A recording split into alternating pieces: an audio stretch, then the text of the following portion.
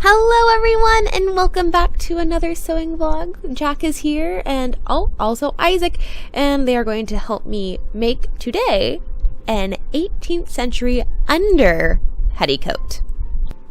I am not using a pattern today. Instead, I am using a YouTube video from the Burnley and Trowbridge company. They have a absolutely wonderful YouTube channel, and today I am using their video called Under Petticoat Hack. It tells you everything you need to know about making an under petticoat, as well as actual petticoats. It's a whole series that they did. It's fantastic. I am linking the video that I talked about down below though. So I've just taken my measurements and now I'm measuring my measurements out onto my fabric.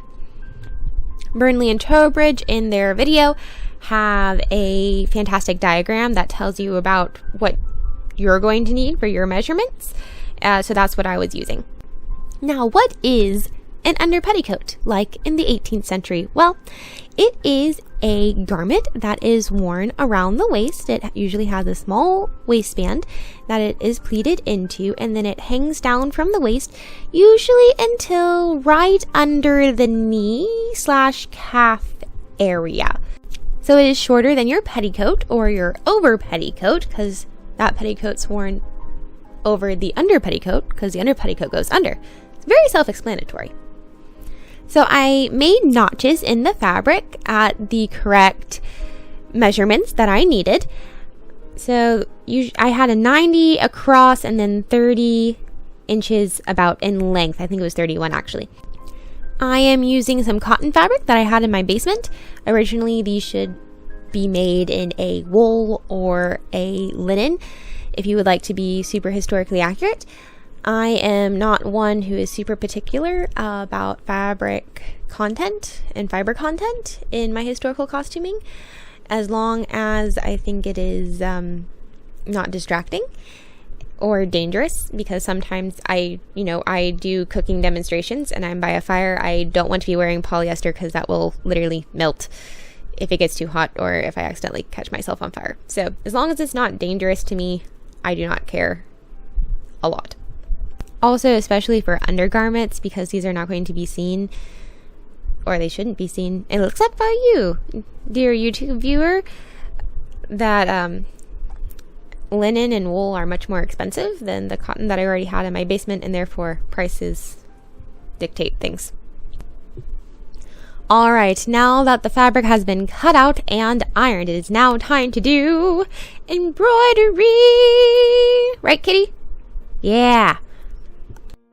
So as you can see by this photo on the left, under petticoats sometimes had embroidery. So of course, embroidered petticoats, they're going to be finer, nicer, probably worn by middle and upper class people versus a working under petticoat, which is not going to have any type of embroidery at all.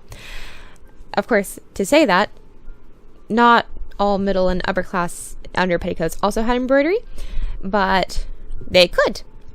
And I think it's fun, and I have an embroidery machine, which I like to use in every single project now because I think it's so fun.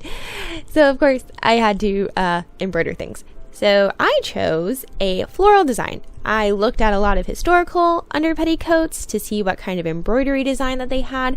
Mostly they were all along the hem, with a few exceptions, and a lot of times they were floral or nature inspired.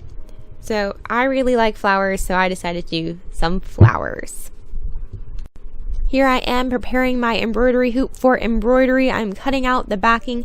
I'm using some nice tearaway backing. That seems to be my go-to now. I really like the tearaway backing. Of course, this is not how they would have done it in the 18th century. I am making the 18th century petticoat the modern way, which don't tell Burnley and Trowbridge because they tell you how to do it like with actual hand sewing stitches that are all historically accurate and appropriate, because of course the sewing machine was not around in the mid 1700s. But so if you want that, go to their YouTube channel. They're great. But if you would like to know how to do it the modern way, making old-timey things in a new way, continue watching this video, because I am going to be using my embroidery machine. I am also going to be using my sewing machine. So if you want the under petticoat hack of how to do it the modern way, well, I'm your gal. I am being extra careful about how I'm putting the fabric in the embroidery hoop, because I need to make sure that I can replicate this all the way down the edge of my under petticoat, because I'm going to be doing an embroidered pattern all the way down the hem it's not going to all fit in the same hoop. So I'm going to have to move the hoop consistently down the fabric, and I need to make sure that it doesn't look lopsided, or it's, one pattern's way far down, one pattern's up, and it's not in a straight line. I'm going to make sure it's in as close to a line as I can get it. Now, another thing, I think this is the longest I have spent embroidering a project. Even my engagement dress, I think I spent longer on this, because each segment that I did, each time I moved the hoop, it was almost an hour. I think it said 43 minutes on the screen right there. Well, that's 43 minutes of actual needle going up and down. That doesn't count me threading the machine. It doesn't count me having to change the bobbin because I ran out of bobbin. And there's a lot of colors involved in this. And even though I can thread the machine pretty fast, it still takes a second. I just started the machine in the first design of my patterns, and I'm going to alternate between this pattern, which has 3 different flowers kind of going up and down to hide, in case I get off a little bit of my pattern, it's already a little up, down, so it doesn't look as weird if I, mess up. But I'm going to do, so you see there's the 3 repeating flowers in various ways. I have one flower, and then I turned and did a mirror image of that flower in the middle and raised it up, and then of course that same flower again. And I chose colors that I really like, which is purples and pinks, and then of course greens for the leaves. But here I actually did like a little bit of like a pink undercolor to the leaf, because it was just a lot of green on the leaves and I wanted a little something extra. So I thought it was fun. Now please enjoy this embroidery montage.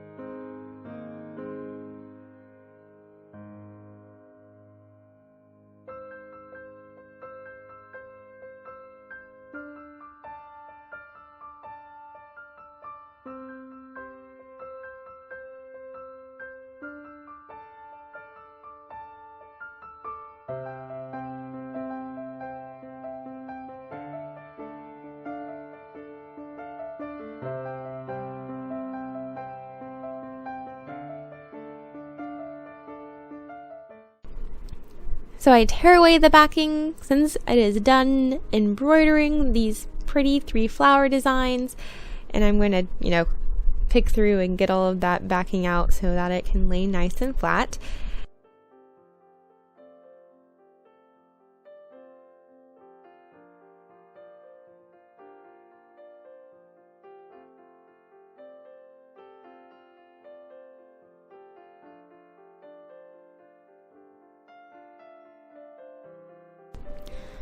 For my second design in this pattern that I'm doing around the bottom of my underpetticoat, I chose another floral design that was a preset design in my machine. All of the ones that I'm doing here are presets in my Brother embroidery machine. I did not come up with any of these, and they're not from a particular person other than Brother. But I really, really liked this one. Also, I have never gotten to do these before. These are the first time that I'm doing any of these designs from my embroidery machine. I'm just having fun going through the preset designs and seeing what I can use them for and having just a grand old time doing that. So here I am trying to line it up. I remember, I was talking about earlier how I wanted to make sure I was lining them up all correctly, so making sure that the lining is right where it needs to be, right at the bottom of the fabric. And I kind of use the indentation of the other hoop that I had put on. You can see it there, the indentation. I use that as well as a guide about where to put my other hoop. And I left a little bit of the 3 flower design into the hoop to help guide as well, and also because I didn't want a big gap in spacing. So that helped not have 2 big awkward blank spaces on the fabric. Now this design is magical. I love this design, and it just would go for 9 minutes at a time, and I didn't even have to check on it because it's one giant design. It's not a bunch of little designs that I put together like the other one. So I really loved that about this. Again, it's a floral design, but this one has butterflies, and I love the butterflies. I think the butterflies are my favorite part. You'll see them in just a second. But see, look at that. It would go and go and go with just the greenery. It's beautiful. And then it's going to have flowers. Of course, I did the same color for the flowers and also the same color for the greenery. I only had different colors for the butterflies. Now, please, again, enjoy another embroidery montage.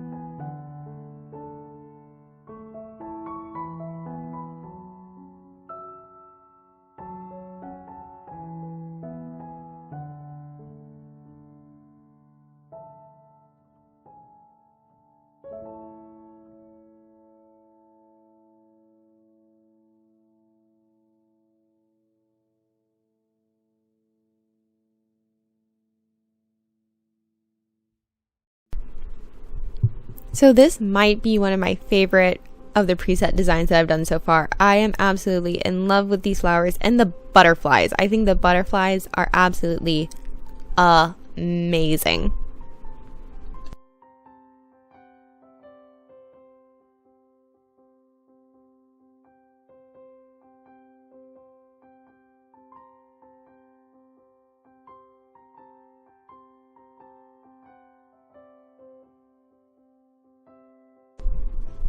Alright, so that's going to be my pattern, is these three flowers and then that bouquet of flowers with the butterflies. So I've done those two, and now I just have the rest of the fabric to go, which is going to take me so long because it takes me about an hour. Remember, an hour each to do each one of these. So it took me a better part of a day to finish embroidering them. And no, I'm not going to show you. You already saw both of them being embroidered. You don't want to spend another 6 hours just staring at the machine like I did. But now that the bottom's done and all embroidered, it is time to treat the top of the underpetticoat. And to do that, I am going to do knife pleats. So I just found the center of my fabric. I'm going to mark the center of my fabric, and then I'm going to pleat outward, directional knife pleats going out from the center of my underpetticoat.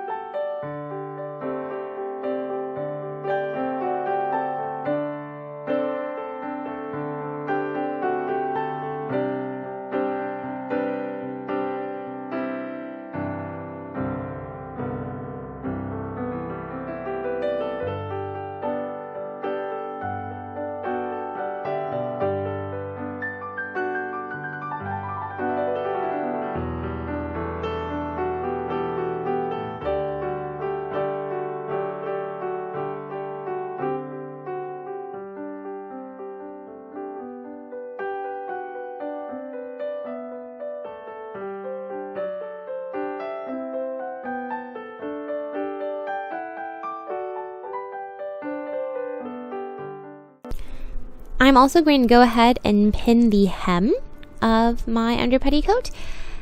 So I cut it on the selvage, so it doesn't really need to be a double hem, and hems in the 18th century were very, very, very small. They did not want to waste fabric, so I'm just doing the tiniest, tiny little bit of a turned up hem.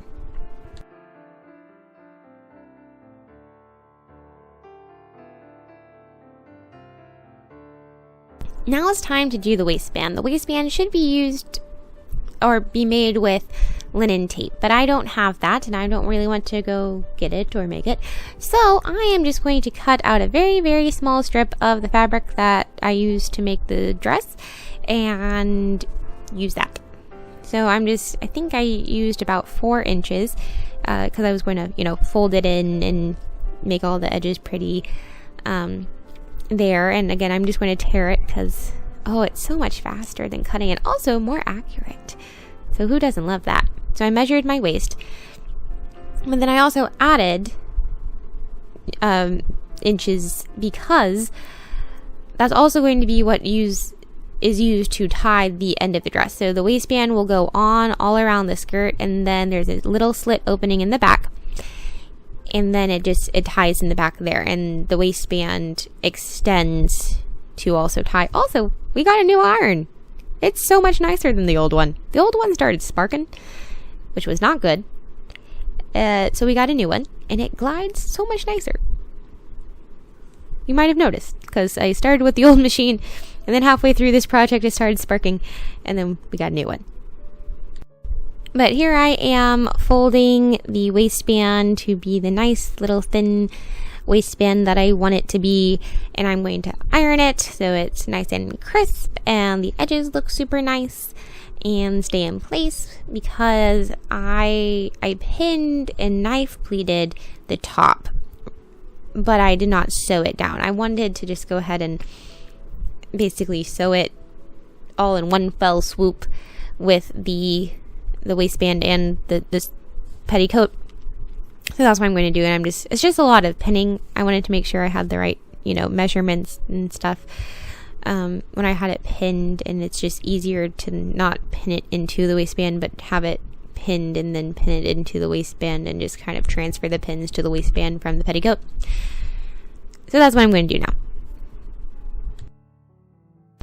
So if you saw my Instagram post last week, you will know that I am working on my 18th century kit, my 18th century ensemble, and I'm really working from the ground up. So I have a shift. I made a nice shift. I have a video about that too. I'll link it below and at the end of this video. And now I'm working on an underpetticoat because I have been wearing 18th century clothing without one, which I know, terribly improper. But now I have one. So yay. But the reason why this came about is because I was challenged to do a project by D'Ambrosio Designs. We're actually doing a collab later this month, so be sure to check out her channel. It'll be coming out. This is part of it. So I'm building that dress from the ground up, if you will. So I have some more videos about, making sure I have all the correct under things before I actually made the dress. And then I also challenged her to make something. So, make sure you're subscribed to both of us and stay tuned because we have some really awesome projects coming up.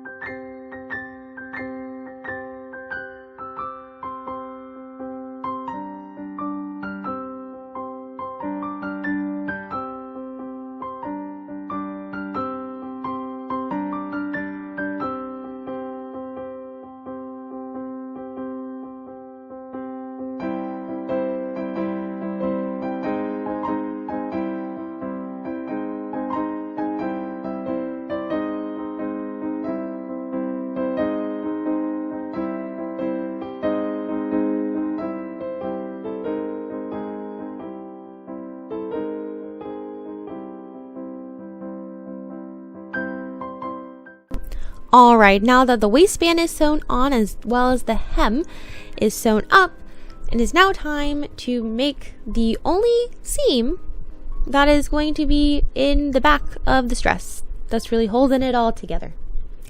So I'm going to pin up the back, make a little slit in the top to make sure that, you know, I can still get into it, and then sew that up, and then it'll be done.